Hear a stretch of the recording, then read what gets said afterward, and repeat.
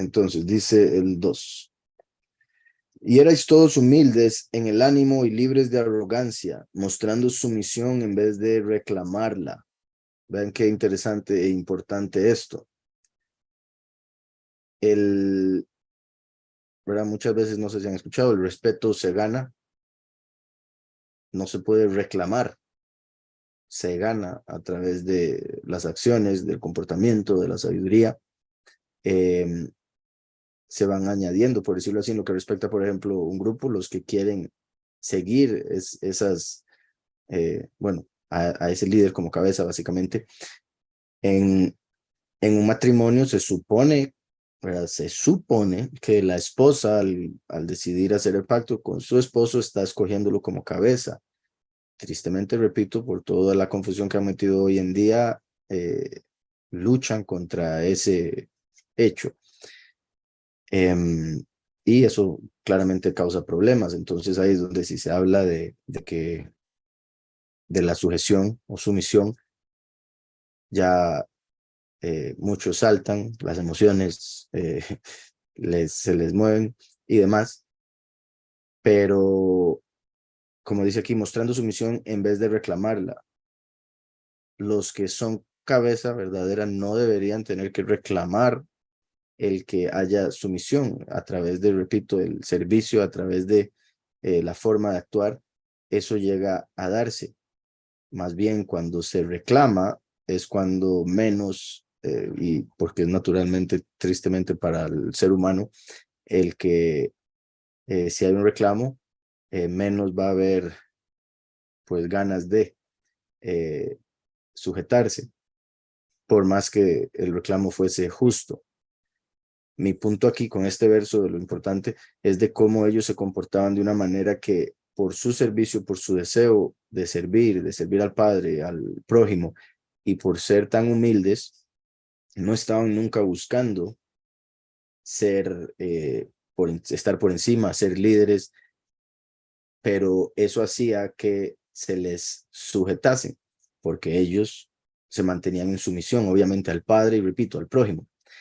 Y erais todos humildes en el ánimo y libres de arrogancia, mostrando sumisión en vez de reclamarla, más contentos de dar que de recibir, y contentos con las provisiones que Yahweh os proveía. Muy importante también lo que ya he mencionado, de lo contentos que debemos estar con lo que Yahweh nos ha dado. Por algo nos ha dado lo que nos ha dado, sea lo que sea. Y debemos estar contentos si queremos más o algo mejor. Contentos con las provisiones que Yahweh os proveía. Y eso es particular porque es similar a lo de la humildad. Si uno está contento con lo que tiene, en realidad no siente que necesite más. Si está contento con lo que tiene, no está en realidad buscando más, pero es ahí cuando está preparado para recibir más, si es que es la voluntad de Yahweh. Ese es mi punto. Por otro lado, igual lo de la humildad. El que es humilde no anda buscando que lo exalten, que le den honores, pero por esa humildad se los llega a ganar.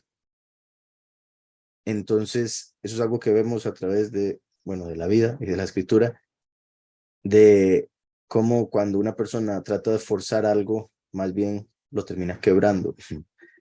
Si uno es, como dijo Bruce Lee, ¿verdad? Como el agua, uno llega a tomar, uno llega a sujetarse o a, ¿verdad? Y obviamente, como sabemos, Yahushua es el agua de vida, entonces con más razón, pero es que no sé si han escuchado a Bruce Lee hablando del agua, de cómo toma la forma del envase donde se ponga, que se conecta con lo que Pablo decía, con los ricos como rico, con los pobres como pobre, con los griegos como griego, con los Yahudim como Yahudim. Entonces uno debe saber acoplarse, obviamente sin fallarle al Padre, sin ser doble cara, sin ser hipócrita, cómo acoplarse, sujetarse a lo que Yahweh tiene, a las circunstancias y demás.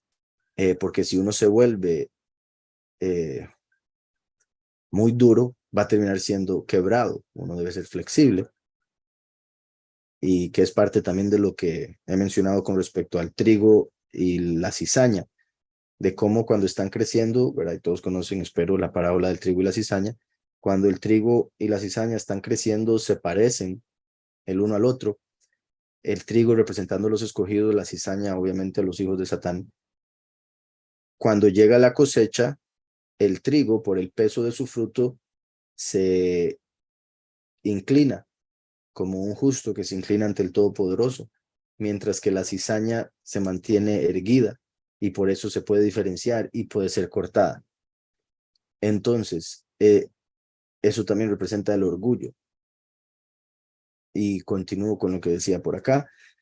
Erais todos humildes en el ánimo y libres de arrogancia, mostrando sumisión en vez de reclamarla, más contentos de dar que de recibir y contentos con las provisiones que Yahweh os proveía. Y prestando atención a sus palabras, las depositabais diligentemente en vuestros corazones. Prestando atención a sus palabras, las depositabais diligentemente en vuestros corazones. Y teníais los sufrimientos de Mashiach delante de los ojos. Tristemente, un católico, por ejemplo, alguien que es parte de lo que muchas veces menciono con respecto a cómo, por ejemplo, cuando yo llegué a la verdad, a la verdadera doctrina, una parte clave para llegar a entender la mayoría de las cosas que ya me estaba tratando de revelar fue quitarme los lentes cristianos, porque solía leer la escritura con la mentalidad de todo lo que me habían enseñado anteriormente, entonces llegaba a poner en lo que leía lo que ya pensaba saber o entender por lo que me había enseñado algún pastor cristiano o lo que fuese. Después de que ya hubo varios choques, en el sentido de que yo leí algo en la escritura, pero a mí me habían dicho algo en la iglesia, y había choque, que eso normalmente, tristemente, lo que hace que mucha gente diga, ay, no entiendo, ay, qué problema, ay, no estoy entendiendo, voy a cerrar y mejor le dejo al pastor que me explique. En vez de decir, quizá hay un error en lo que se me dijo, sea por la razón que sea, inocentemente o con intención, pero quizá haya algo ahí que necesito yo aprender y por eso es que esto no está calzando, necesito ver cómo es que puede calzar. Y, y ahí fue donde, al decir, ok, quizá lo que me enseñó el teólogo estaba mal. Voy a ver qué me enseña Yahweh con la escritura. Y al empezar a hacer eso, y empezar a hacerlo más y más y más, llegué a darme cuenta del montón de errores que había en el cristianismo, del montón de cosas que yo creía que estaban mal y que después, al quitarlas de mi mente, las cosas empezaron a calzar. Entonces, decía aquí, y prestando atención a sus palabras, las depositabais diligentemente en vuestros corazones y teníais los sufrimientos de Mashiach delante de los ojos. Como decía, tristemente, una persona que ha sido educada en el catolicismo, yendo a una iglesia católica donde tienen un crucifijo y una imagen de un hombre colgado en el madero, sufriendo, ya muerto, hace que la persona católica que lea esto pueda decir, ah, ve, es que tenían el crucifijo enfrente, tenían los sufrimientos de Mashiach delante de los ojos.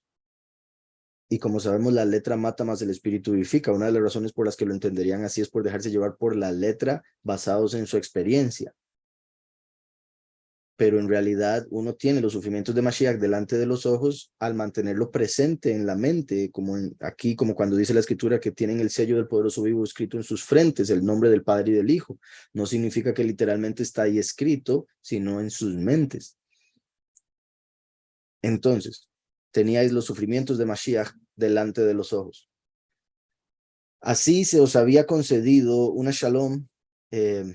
Por si algo, yo normalmente sé que ponen una shalom por el hecho de que es paz, como la paz. Déjenme ver algo aquí rápidamente. Aquí vemos en la concordancia la palabra shalom.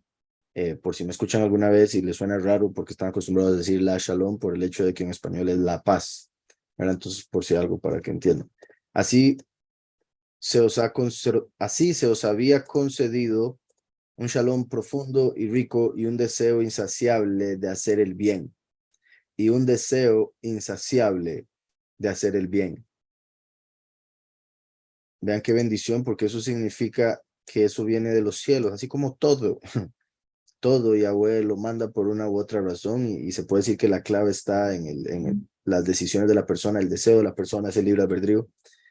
Pero Yahweh es el que decide qué llega a cada persona, por qué, cuándo, cómo, obviamente de una manera justa, que llegaremos a entender después si es que no parece para la persona en su momento.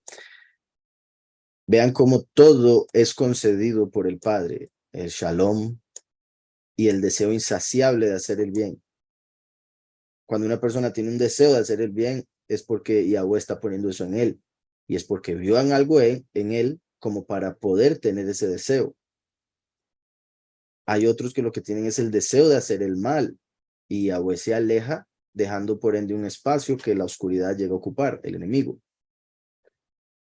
Dice, además había caído sobre todos vosotros un copioso derramamiento de la Ruach HaKodesh, y estando llenos de apartado consejo, en celo excelente y piadosa confianza, extendíais las manos al Todopoderoso, suplicándole que os fuera propicio en caso de que sin querer cometierais algún pecado. Y procurabais día y noche en toda la comunidad que el número de sus elegidos pudiera ser salvo, con propósito decidido y sin temor alguno. Erais sinceros y sencillos y libres de malicia entre vosotros.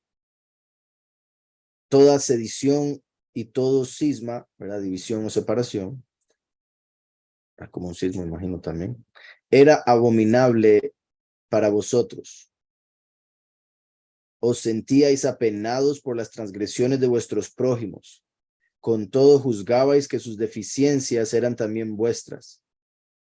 No os cansabais de obrar bien, sino que estabais dispuestos para toda buena obra, estando adornados con una vida honrosa y virtuosa en extremo, ejecutabais todos vuestros deberes en el temor de Yahweh.